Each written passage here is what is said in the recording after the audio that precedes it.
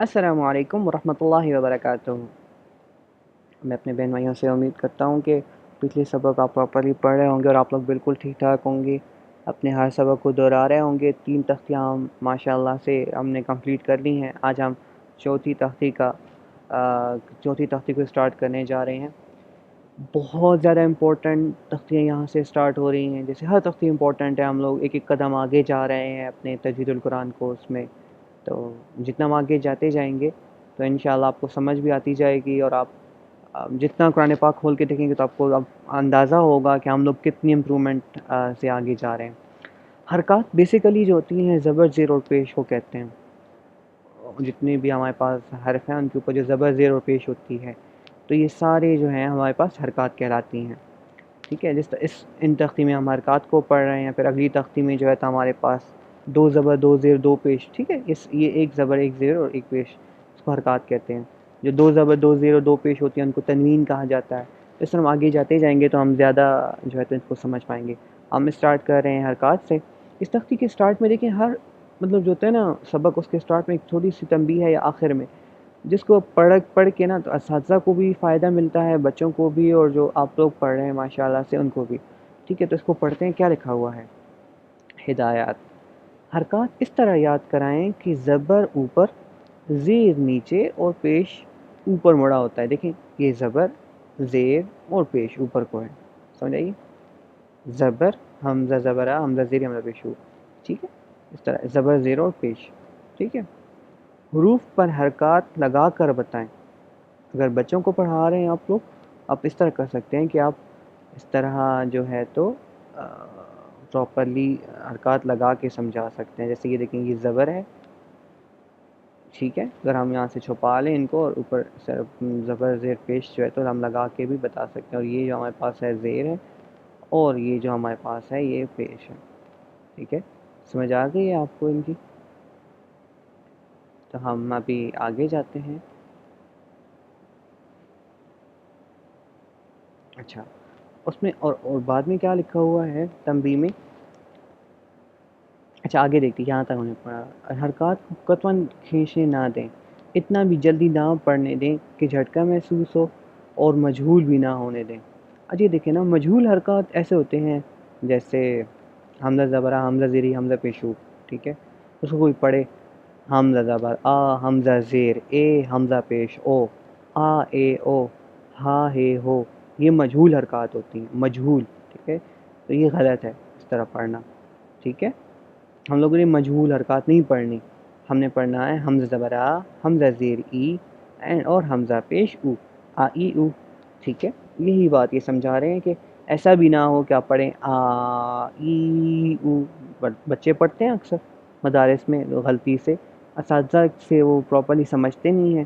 اساتذہ کو کہتے ہیں حمزہ زبر آ، حمزہ زیر ای، حمزہ پیش او، ہا زبر ہا، ہا زیر ہی، ہا پیش او، لیکن وہ جا کے نا تو وہ مختلف طریقوں سے پڑھ رہے ہوتے ہیں، ٹھیک ہے۔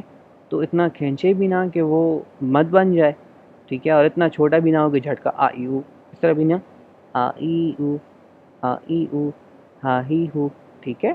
آ اے او مجہول بھی نہیں پڑھنا، ٹھیک ہے، جلدی اتنا بھی جلدی نہ پڑھنا کہ جھٹکا بن جائے، آ ای او، ہا ہی ہو، ٹھیک ہے، لیکن پراپرلی آ ای او، ہا ہی ہو، ہا زبر ہا، حاضر ہی، ہا پیش ہو، ہا ہی ہو، ٹھیک ہے۔ اچھا پھر آگے بہت امپورٹنٹ چیز جو آج تک شاید آپ کو، جس نے پہلے قرآن پاک پڑھا ہوا ہے یا قاعدہ پڑھا ہوا ہے، اس کو بھی شاید کہ نہ پتہ ہو، کیونکہ اس چیز کو سمجھنا کافی زیادہ ضروری ہے، ٹھیک ہے۔ یہاں سے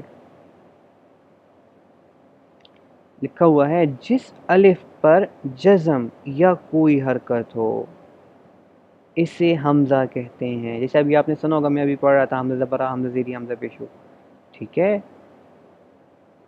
جتنے بھی بہن بھائی سن رہے ہیں اس چیز کو پراپرلی سمجھ رہے ہیں، ہم اس قاعدہ میں آگے حمزہ ادا کریں گے اس الف کو جس کے اوپر کیا ہو، زبر ہو، زیر ہو، پیش ہو یا جزم ہو۔ جزم ابھی ہم نے نہیں پڑھا، وہ ہم آگے پڑھیں گے، ٹھیک ہے۔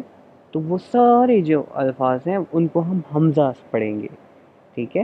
اگر آپ کو پہلے سبق یاد ہو، پہلی تختی کا جب الف میں پڑھا رہا تھا تو میں نے کہا تھا الف جو ہے تو یہ سامنے جو ہے منہ کا کھلا حصہ تالو زبان کے درمیان یہاں سے ادا ہوتی ہے.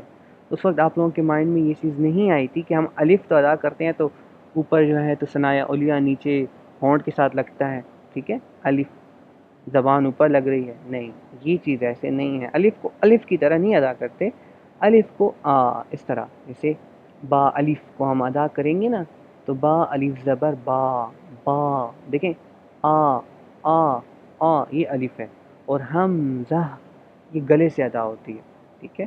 تو جس الف پہ زبر ہو, زیر ہو, پیش ہو یا جزم ہو, تو اس کو جو ہے تو ہم لوگ حمزہ سے کے ساتھ پڑھیں گے, ایز کمپیئر ٹو یہ کہ جو الف ہے وہ ڈفرینٹ ہے, جس پہ نہ زبر ہوگی, نہ زیر ہوگی, نہ پیش, کچھ بھی نہیں ہوگا, اکیلا الف ہوگا, ٹھیک ہے. تو وہ ہوتا ہے. اور جس پہ زبر, زیر یا پیش ہو تو الف نہیں حمزہ ہوتا ہے, ٹھیک ہے. یہاں پہ وہی چیز بتائی گئی ہے کہ ابھی حرکات کو سختی میں اور حروف کے مخارج کی ترتیب کے لحاظ رکھا جائے, لہذا بچے کو بتلائیں کہ یہ دو حمزہ اور ہا یا تین حروف وا دال تا ایک ہی جگہ سے پڑھے جاتے ہیں اور اپنی صفات کی وجہ سے الگ الگ پہچانے جاتے ہیں. یہ چیز ہم پہلی تختی میں پڑھ چکے ہیں کہ مخارج کیا ہوتے ہیں. نارمل جو مدارس ہوتے ہیں اس میں مخارج بھی پڑھائے جاتے, ایسے جو ہے تو ادا کر کے بتایا جاتا ہے کہ ایسا پڑھیں گے ایسا, تو مطلب اس میں اس لیے کہہ رہے ہیں کہ مخارج کو سمجھا رہے ہیں, ٹھیک ہے. بہت آسان سبق ہے, زیادہ زیادہ پڑھنے کی کوشش کریں گے تو جتنا جلدی ختم کر پائیں گے. لیکن حمزہ زبر آ, حمزہ زیر ای, حمزہ پیشو آ ای او, ہا زبر ہا, ہا زیر ہی, ہا ہی, ہا پیش ہو, ہا ہی ہو, ٹھیک ہے. آج کے سبق میں ہم اتنا پڑھ لیا ہم نے, اتنا بہت ہے. انشاءاللہ کل ہم سبق کو آگے لے کے جائیں گے. اس میں آپ حمزہ کو سمجھنے کی کوشش کریں سبق میں. کل کے سبق میں انشاءاللہ ہم زیادہ سبق پڑھیں گے اور آگے جو ہے تو امپروو کریں گے. اس تختی کو غور سے پڑھیں, اسٹارٹ اس کا سمجھیں, کیونکہ اسی کو ہم آگے یوز کریں گے. جزاک اللہ خیر. السلام علیکم.